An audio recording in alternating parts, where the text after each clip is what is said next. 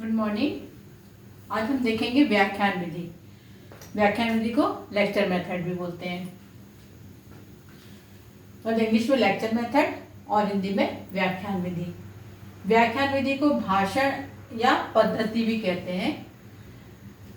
यहाँ इसका उद्देश्य क्या है, यानी व्याख्यान विधि जो शिक्षण है इसका क्या उद्देश्य है, जब विषय वस्तु पर अधिकार जमाना, जब विषय वस्तु पर अधिकार प्राप्त करना हो, ऐसी स्थिति में ये व्याख्यान विधि सर्वोत्तम विधि है। जब शिक्षण का उद्देश्य क्या है, शिक्षण का उद्देश्य है विषय वस्तु पर अधिकार प्राप्त करना या अधिकार जगाना, अधिकार होना।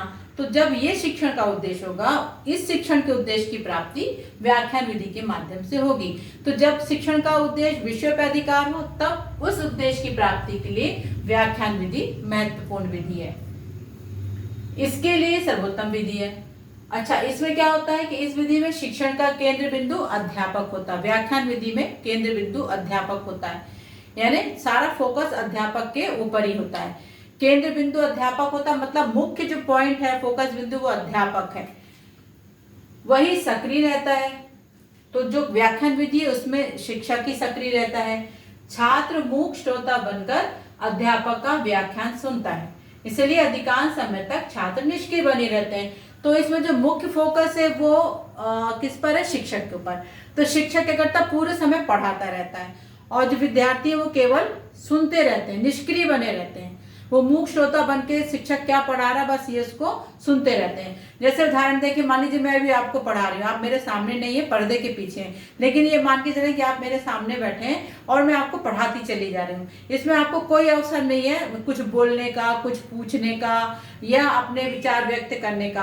तो ये लेक्चर मेथड, क्योंकि मैं इसमें सर्वे सर्वा हूँ ना, मैं मुख्य केंद्र बिंदु, मैं ही आपको पढ़ा रही हूँ और आप केवल समझने का काम कर रहे हैं। तो इसमें ही वही है कि केंद्र बिंदु अध्यापक होता है, वही सक्रिय रहता है। छात्र जो है मूक श्रोता बनकर अध्यापक का व्याख्यान सुनता है, इसलिए अधिकांश समय तक वह निष्क्रिय बने रहते हैं।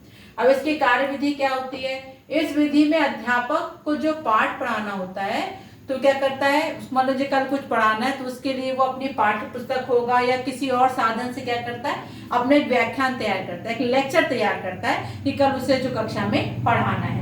फिर कक्षा में पाठ से संबंधित जो सामग्री है उसके द्वारा वो छात्रों के सम्मुख रखता है। जैसे मुझे कल कुछ पढ़ाना है तो मैं क्या करूंगी, एक व्याख्यान तैयार कर लूंगी, और कल जब मैं क्लास में जाऊंगी तो उस व्याख्यान को मैं छात्रों के सम्मुख प्रस्तुत करूंगी। अब विद्यार्थी क्या करेगा, मुख्य श्रोता बनकर बस वो जो मैं बोल रही हूँ या शिक्षक जो बोल रहा उसको केवल सुनता रहेगा। तो इसमें क्या होता है कि जब शिक्षक पढ़ा रहा तो उसको बीच में उसको तर्क करने का या चिंतन करने का कोई अवसर नहीं रहता, कोई अवसर प्राप्त नहीं होता, और उसको यह अवसर नहीं होता है कि वो अपनी शंका का समाधान कर सके।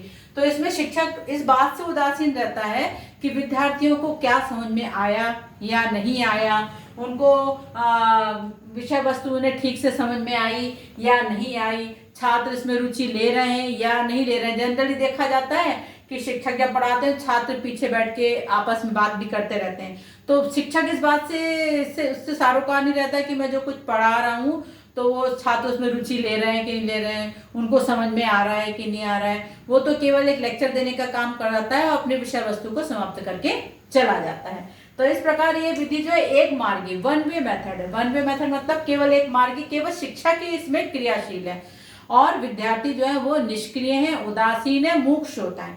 यदि टू वे होता तो दोनों तरफ से प्रश्नों का आदान प्रदान होता, विद्यार्थी भी अपनी शंका का समाधान करते, किंतु यहाँ पर ये विद्यार्थियों का अवसर ही नहीं है कि वो अपने कुछ शंकाओं का समाधान कर सकें, कुछ शिक्षक से पूछ सकें, इसलिए वन वे मेथड है। अर्थात ये जो व्याख्यान विधि है इसमें शिक्षक ही सर्वोपरि है, वो अपने पाठ्य वस्तु को व्याख्यान के माध्यम से विद्यार्थियों के सम्मुख प्रस्तुत करता है, इसीलिए एक वन वे मेथड है।